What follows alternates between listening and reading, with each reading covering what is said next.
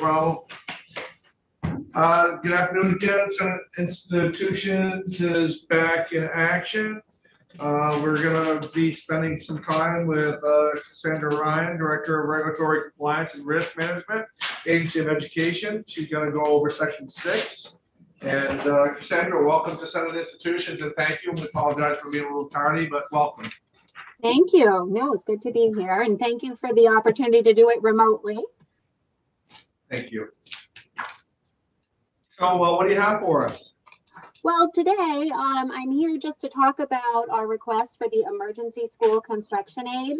And because some folks may or may not be familiar with it, I thought maybe a brief presentation might help just to kind of set our table for the discussion, if that's okay. That'd be great. Thank you. All right.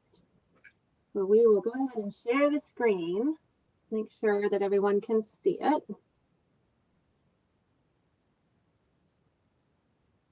Is it on everyone's screen? It is, yes. Oh, super. Okay. Well, as you mentioned, I'm Cassandra Ryan. I'm the Director of Regulatory Compliance and Risk Management at the Agency of Education. Though construction is near and dear to my heart, it's actually what I was hired into education for many years ago. So this is sort of the last of the construction monies available right now. Would love to go into it just a little bit more. And if you want to stop me with questions during it, that's helpful, or we can wait to the end. It's totally your choice there. Well, we're pretty good at getting you off task, so oh, good. Go ahead. I love that. Might as well. Yes. Well, I thought we would just start. This is more for reference. I'm pretty sure no one needs me to read the law to them, but I always like to start out my presentations with the reason we're here. And so the statute that actually authorized the emergency aid is found in Title 16, so for your reference.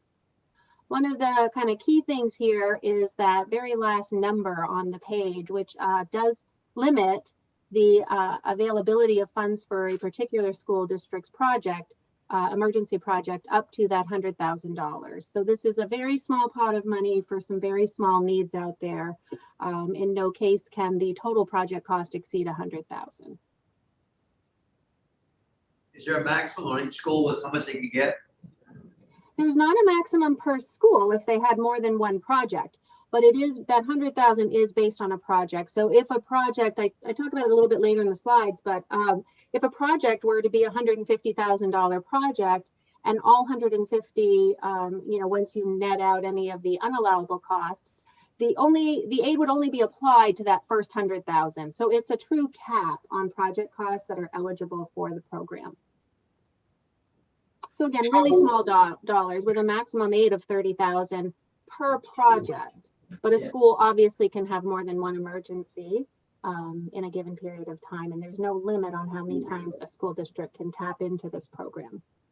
So we remember from last year, I think this is the same monies that we had for last year. I think it was $50,000 for each year in the biennium. Do you usually spend the full 50,000, 100,000 in the biennium fairly easily? No, in fact, sometimes we don't. And I do have some slides at the end that show where our current financial position is with these funds, but then also to kind of show why we're still asking for that 50,000 in each of the next 2 years. Fair enough. We'll let you continue. Sorry about that. No problem. So I thought I would just, again, start out with what is it? So it's, one of the first questions we always get is this part of the suspension that's on the state school construction aid, and it's not. So the emergency construction aid was held out from that. So it is still an active program and has received funding continuously since the suspension. It's intended just for emergency projects, as is in its name, and those are defined as something that would occur to that school that is both unanticipated and also results in a situation where there is a safety or health situation for the building's occupants, so for those students and staff that are in the building. So it has to meet both of those criteria in order to qualify. It's, as we just talked about, it's only 30% of eligible project costs up to $100,000. That's the max project cost for a max aid of $30,000. And it's only applied to the project cost net any insurance monies or any kind of litigation settlements that the district might also receive. So they don't get to be reimbursed for those dollars that they receive elsewhere. Sometimes we build up a little bit of a backlog, not often, but it is when that happens, it's paid on a first come, first served basis. And that queue is actually set up at the completion of a financial audit. So whenever a project is completed, the district has to send in a financial audit. And once that audit is received, so the project is finished, the bills are paid, they send us the audit details, and that's what puts them on the queue for payment. Oftentimes there is no wait list, but if there were, that's how it's determined. And then another big question we get on a regular basis is this is not for deferred maintenance. So, you know, if this is a roof that has gone to the voters 4 years in a row and they just keep putting it off, that could impact their ability to participate in the program if they continue to defer the maintenance and the emergency is not, doesn't meet that unanticipated piece of the test. So Cassandra, if there were 4 schools Mhm. that each had a $25,000 emergency project, and then a 5th school applied, would they be told right at that moment that the money's all gone? So if the money is all gone and we know that in advance, we would let them know that they will remain in the queue until more funding is available. So it's not that they wouldn't ever be paid, but there could be a delay in payment until the until we receive another appropriation. So there's not a, how do I say this? There's not a box in time period that money is for or that a project must be paid by.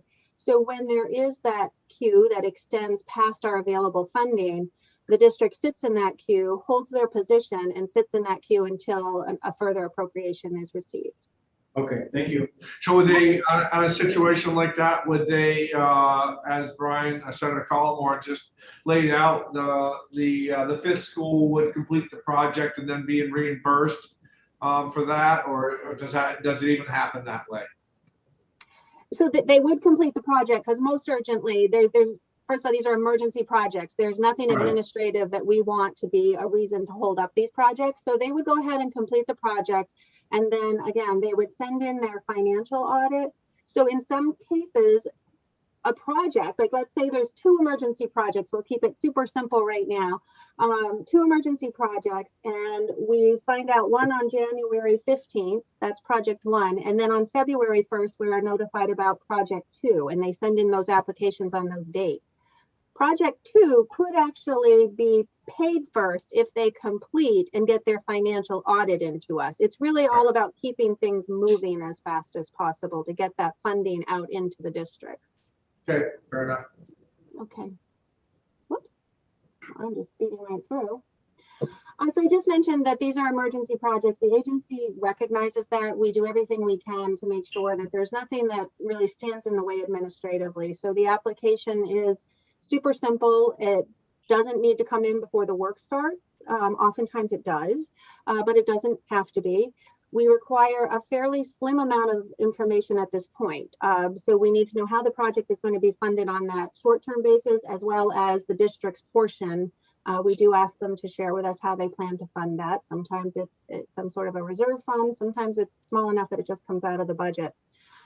A detailed description of the project. That way we can make sure we're meeting that 2-sided test.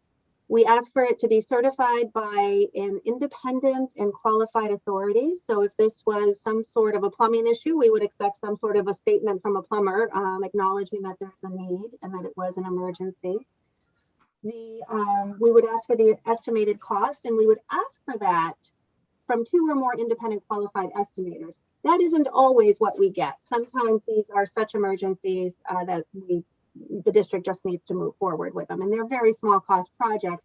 Oftentimes they're not even meeting that 40,000 of the Vermont bid law, the public bid law. We make sure that if there's any permitting requirements from our sister agencies, that those are in place. And then we do require 2 signatures on these applications, one from the superintendent and one from the school board chair, to make sure they're aware of the situation and the application.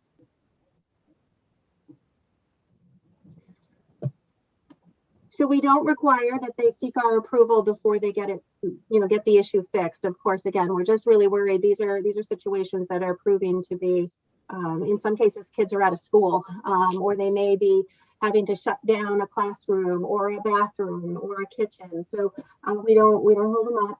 And another super good thing is the public bid law does not apply to emergency repairs. So that also doesn't get in the way for the districts to get these emergency projects completed. So I talked about this a little bit at the beginning, but doesn't hurt to go over it again.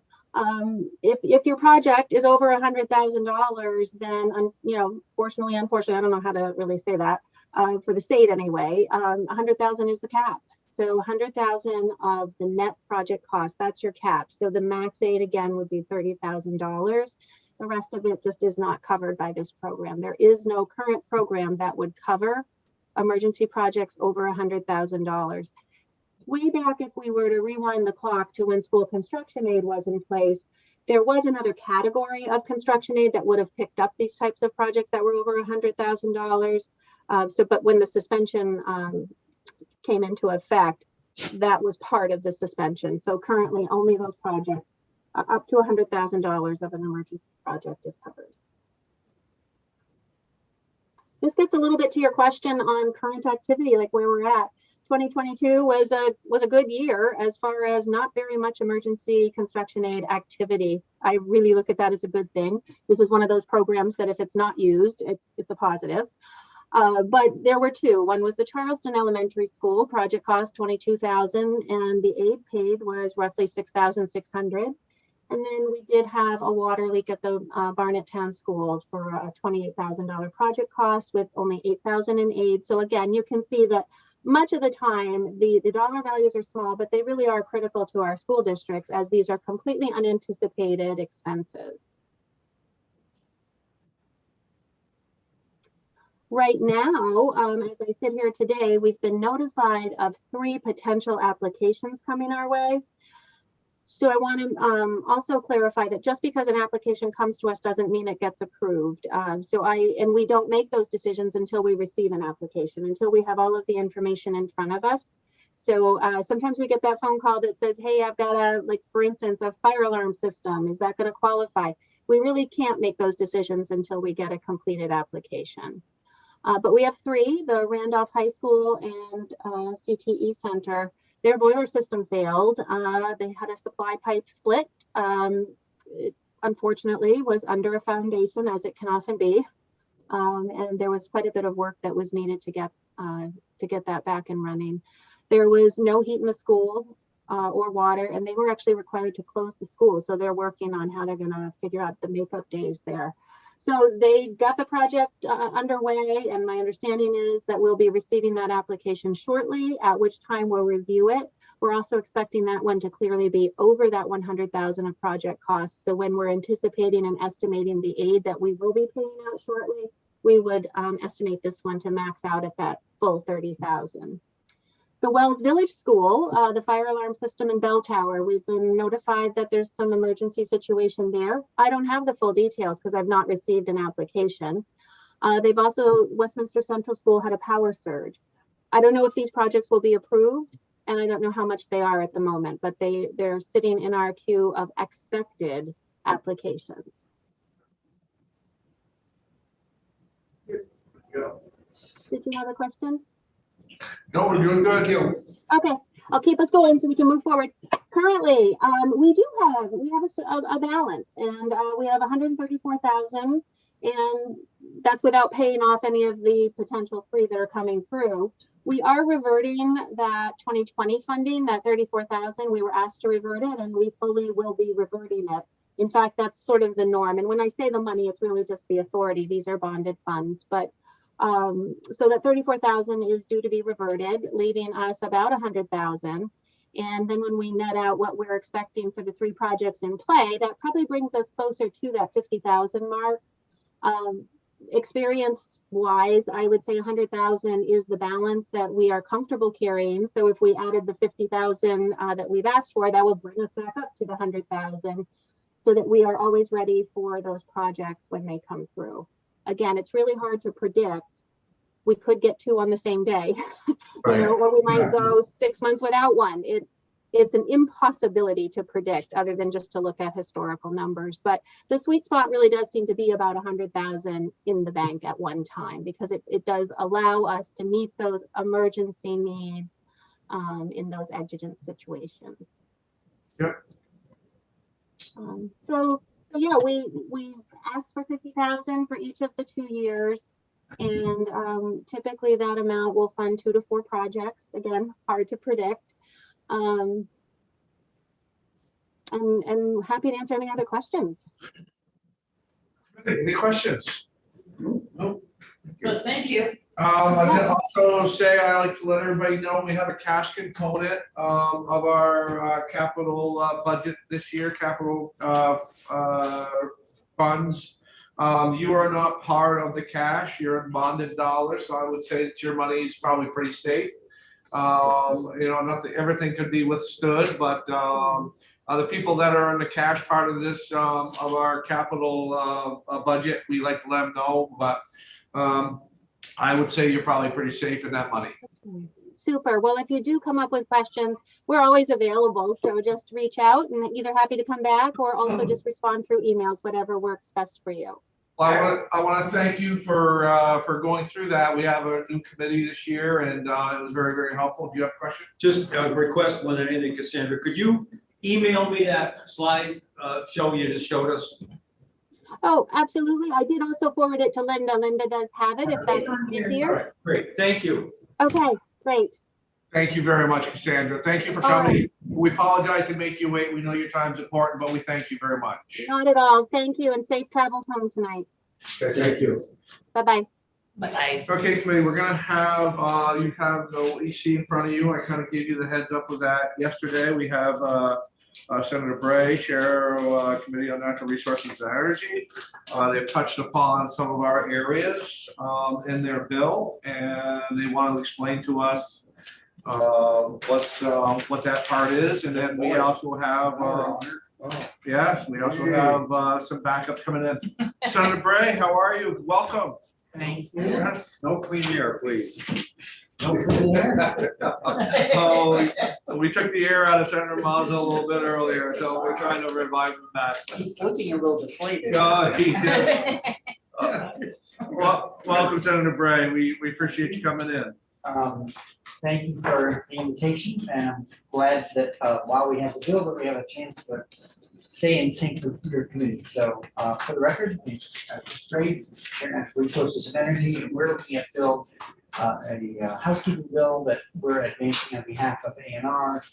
It's our annual housekeeping bill, and it includes the provisions of related to the revolving loan funds. We used to have the advantage of Senator Rogers was on our committee, and he also was on this committee.